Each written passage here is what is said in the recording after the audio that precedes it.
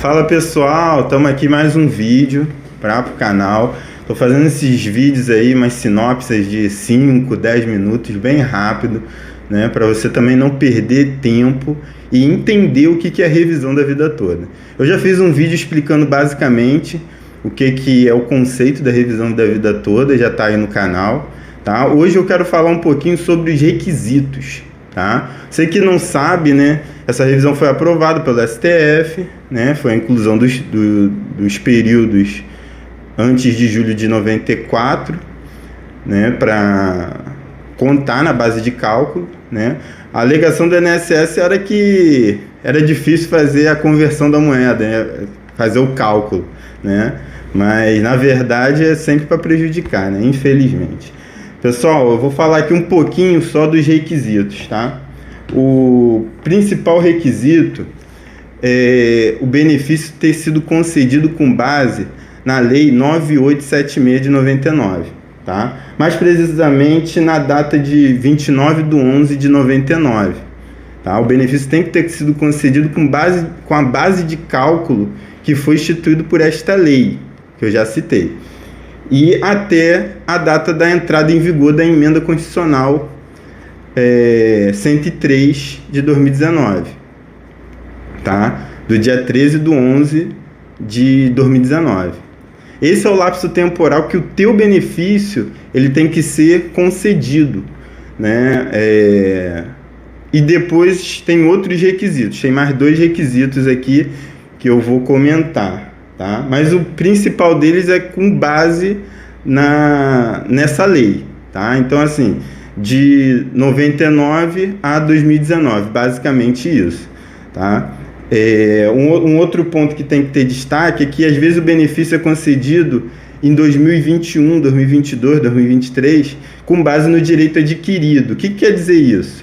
Quer dizer que o benefício ele foi concedido com base na lei anterior. Então, basicamente, tu teria também direito a essa revisão. Só que aí tem que dar uma estudada no caso para ver qual foi a lei aplicada. Se foi aplicada qualquer coisa com base na emenda constitucional, tu já não tem direito. Mas se foi com base totalmente na lei anterior, como base de cálculo, não teve pedágio, uma questão mesmo de direito adquirido, tu também tem direito. Tá? Esse é o primeiro requisito. Tá? O segundo requisito, que a gente nem precisa chamar de requisito, né? Mas assim, é bom que tenha, né? Benefício não, salários altos antes de julho de 94. Por quê? Essa revisão ela foi feita, né? Foi concedida para quem trabalhou antes de julho de 94. Né? E quem teve salários bons antes de julho de 94. Se tu teve salário mínimo, provavelmente a revisão não vai ser tão favorável para você. Então, assim, talvez tu na carteira de trabalho ou no teu CNIS não tenha as informações dos salários, mas aí a gente, com a análise de um profissional, a gente consegue colocar esses salários de benefício no teu CNIS e fazer o cálculo, e provavelmente o cálculo vai ser bem favorável, porque está bem favorável para essas pessoas que tiveram contribuições, né, em empresas boas, acima de um salário. Normalmente a pessoa começou a trabalhar ali com 2, 3 salários, começou a trabalhar nos anos 80, tá? E esse é o segundo requisito, tá? Mas não é um requisito legal. Um terceiro requisito é um requisito legal, que é a decadência, né? Parece um palavrão, né, pessoal? Mas assim, a decadência ela existe, né? E ela é feita para proteger o direito das pessoas, tá? Nesse caso, a decadência se aplica. O STF entendeu que a decadência se aplica. O que é a decadência? É o benefício ter sido concedido dentro dos últimos 10 anos, tá? Só que também tem uma base de cálculo para isso, tá? A base de cálculo, por exemplo, às vezes tu deu entrada no teu pedido, bateu lá na porta do INSS e pediu lá, eu quero uma aposentadoria, em 2015, tá? Em 2015. Porém, o teu benefício ele só foi concedido em 2020. Ficou 5 anos enrolando lá dentro do INSS. e teu primeiro pagamento foi em janeiro de 2015, janeiro de 2020, tá? A contagem desse prazo decadencial é da data do primeiro pagamento, né? A partir do mês seguinte, do primeiro pagamento.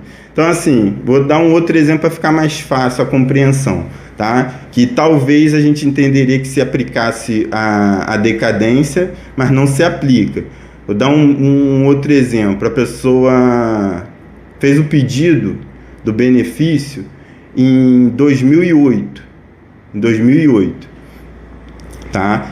E entrou com o pedido, foi indeferido, aí o advogado foi, ou a própria pessoa foi, fez recurso lá dentro do INSS e o recurso foi provido, mas até implantar o benefício foi uma demora. Então ele fez o pedido lá em 2008, tá? E vamos colocar que nesse exemplo ele teve o benefício implantado e o primeiro pagamento em julho de 2013. Tá? Ele recebeu todos os atrasados desde 2008 e recebeu o primeiro pagamento em julho de 2013.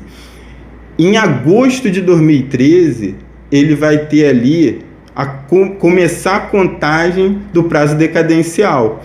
Então, assim, até agosto de 2023, ele estaria dentro da revisão, ele poderia fazer essa revisão, mesmo o benefício dele sendo concedido lá atrás, em 2008. Porém, o primeiro pagamento foi em julho de 2013.